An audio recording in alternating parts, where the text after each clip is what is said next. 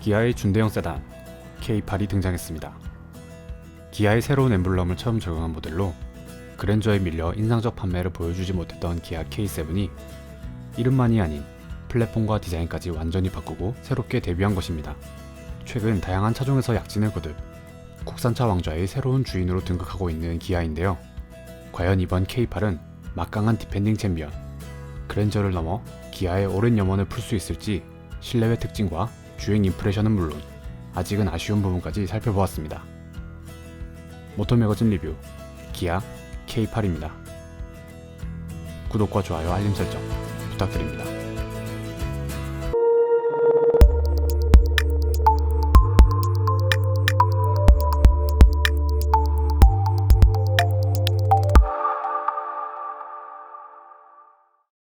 시승차 스펙입니다. K8은 V형 6기통 자연흡기 가솔린 엔진에 8단 자동 변속기를 조합, 최고 출력 300마력, 최대 토크 36.6을 발휘합니다. 연비는 리터당 10.3km, 가격은 4,912만원입니다. 차량 색상은 오로라 블랙 펄, 실내는 브라운 투톤이 적용되었습니다. 차폭은 1875, 차고는 1455mm, 길이는 5015, 휠베이스는 2895mm이며 24540R 19인치 미쉐린 타이어가 장착되었습니다. K8에서 가장 두드러지는 디자인은 바로 패턴으로 적용된 다이아몬드입니다. 이 패턴은 앞서 소렌토에도 적용되었던 바 소재도 모양도 그닥 별로였던 반응이었지만 K8에서는 소재와 재질, 적용 부분 다변화를 통해 높아진 완성도를 확인할 수 있었습니다. 흠이라면 너무 많은 부분을 쓰여 투머치하지 않나 그 정도? 특히 전면 그릴이 핵심인데요. 크기와 폭이 변화되는 다이아몬드 패턴도 보는 방향에 따라 기본적 역동성이 있지만 패턴 하단에 갈매기 모양 크롬 소재를 넣어 원거리에서도 반짝이는 모습이 연출되며 측면으로 이어지는 LED 주간 주행 등 겸 방향지시 등도 다이아몬드 패턴으로 마무리된 모습입니다. 이게 끝이 아닙니다. 범퍼 인테이크 좌우 측면 가니쉬, 헤드라이트 모듈 내부 가니쉬, C필러 쿼터 글래스 가니쉬, 페이크 머플러 가니쉬까지 이쯤 되면 적용 가능한 모든 부분에 사용했다 해도 과언이 아닐 정도로 적극적입니다. 다이아몬드 패턴을 이용한 전면부가 K8 디자인의 핵심이라 마케팅되고 있지만 리어 램프야말로 K8의 디자인 수준을 보여주는 척도입니다. 램프 자체는 음각과 양각을 가장 과격한 형태로 깎아지는 형상으로 국내외 그 어떤 차종보다 독특한 형상을 보여주는데요. 이 자체가 두드러지거나 불편한 모양이 아닌 하나로 이어지는 것 같은 테일램프, 하나의 거대한 띠를 이용해 트렁크를 장식한 뒤 거기서 두 개의 라인을 갈라 리어 팬더로 파고드는 마감으로 전체적으로는 모나지 않지만 확실한 굴곡의 임팩트가 살아있는 디자인이며 언뜻 보면 브레이크 램프만 있는 것 같지만 주황색 방향 지싱도 일체화하는 등 더할 나위 없는 리어 디자인 완성도를 보여준다고 판단됩니다. 측면을 보면 리어 팬더와 램프까지 치켜 올려진 크롬 라인은 나름 신선해 보이기는 하지만 윈도우 크롬 라인은 C필러 쿼터 글라스의 삼각형 패턴 가니쉬 때문인지 자꾸만 작살처럼 보여 중후함이 떨어지는 것 같은데 여러분의 생각은 어떠신지 모르겠습니다. UX 적용 차이를 비교해 보았습니다. 비상등을 켠 상태에서 방향지시 등을 조작해 보았는데요. BMW 520D는 별도의 조작 없이 방향지시 등으로 전환되는데 K8은 방향지시 등 조작과 상관없이 계속 비상등이 전멸됩니다. 이는 BMW가 조금 발전된 UX를 적용하고 있기 때문인데요. 가장 최신 모델인 K8이 구형 UX를 탑재하고 있는 것은 아쉬운 부분이라 판단할 수 있습니다. 이것이 아주 사소한 차이라고 생각하실 수 있지만 이러한 사소한 부분들이 모여 제품의 밸류를 형성한 점을 고려하면 기아가 좀 더 노력해야 하는 포인트라고 모터매거진은 판단했습니다. 실내에서 제일 눈에 띄는 것은 바로 처음 적용된 커브드 디스플레이입니다. 눈에 확 띄일 정도의 각도는 아니지만 운전석에서도 내비게이션 화면을 보거나 터치하기가 꽤 편안하며 측면 시야 각도 준수한 편이어서 어느 각도에서 보아도 기능식별에 문제가 없었습니다. 이런 건 기본 아니냐 하실 텐데 최근 폐리된 렉서스 LS500H 2열 디스플레이는 정시야각에서 약간만 벗어나도 가시성이 현저히 떨어지는 경우도 있으니 기본이 아닐 수도 있겠다는 생각이 듭니다. 이제는 제법 익숙해진 현대 기아의 UI는 한눈에 들어오고 공조 패널은 스위칭 기능이 적용되었습니다. 터치 버튼을 통해 공조 패널과 인포테인먼트 패널을 변환시켜 해당 기능을 조작할 수 있습니다. 실내 역시 다이아몬드 패턴의 향연이 펼쳐지는데요.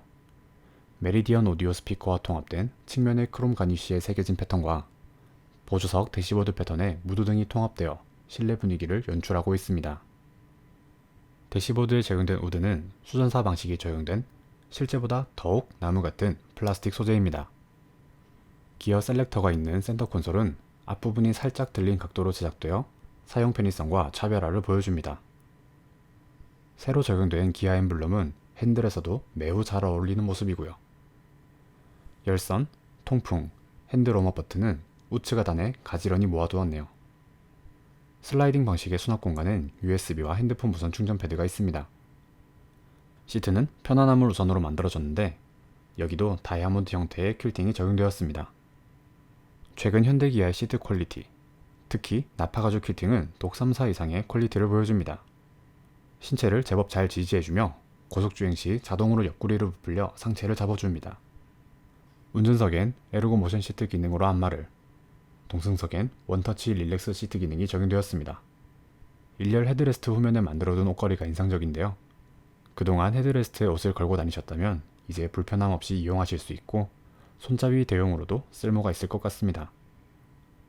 백포켓 상단도 패턴이 적용된 패널을 장착하여 밋밋함을 달래주고 있고 온도 조절이 가능한 독립형 2열 송풍구와 1열에서 조작하는 자동 선바이저와 측면 수동 햇빛 가리개가 적용되었습니다. 2열 공간을 측정해 보았습니다. 방석 길이는 480, 너비는 380, 방석 전체 너비는 1090mm, 등받이 높이는 645, 너비는 320, 헤드룸은 295mm였으며 레그룸 높이는 340, 길이는 370mm였습니다. 트렁크 길이는 1145, 너비는 1470, 높이는 550mm였습니다.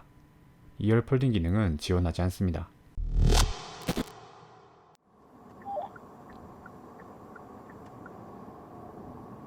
드라이빙 퍼포먼스입니다. 하이브리드가 더 기대가 되지만 이번에는 제공된 3.5 가솔린 엔진으로 시승해 보았습니다.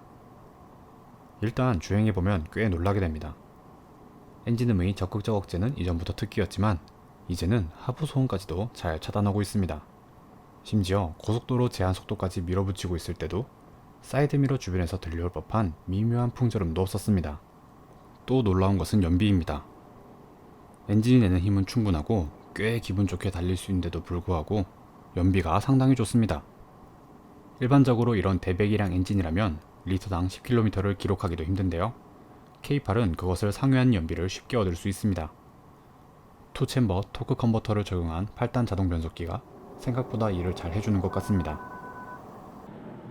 일반 국도 50부터 60 구간에서 9분간 간이 소음 측정을 진행해 보았습니다. 평균 62.2dB, 최대 82.8dB를 기록하였고 고속도로 100km 정속주행 10분간 소음 측정 시에는 평균 64.9dB, 최대 81.2dB를 기록하였습니다. 체감상 느껴지는 것보다 다소 높은 측정치를 보여주는 점은 의외였습니다. K8은 분명히 K7 때보다 높은 완성도를 보여주고 있습니다. 그리고 디지털화를 통해 기아가 앞으로 어떤 모습을 그려나갈 것인지도 알 수 있었습니다. 만약 하이브리드 모델이 등장한다면 K8은 지금보다 더 인기를 누릴 수 있으리라 판단되지만 한 가지 마음에 걸리는 존재가 있다면 그건 풀체인지를 단행하고 등장하게 될 현대 그랜저입니다. 국내 중대형 왕좌를 가리는 이 게임은 어떻게 끝나게 될까요? 흥미로운 싸움과 여정으로 내년을 기대해봐야 할 것 같습니다. 저희가 준비한 내용은 여기까지입니다. 끝까지 시청해주셔서 고맙습니다.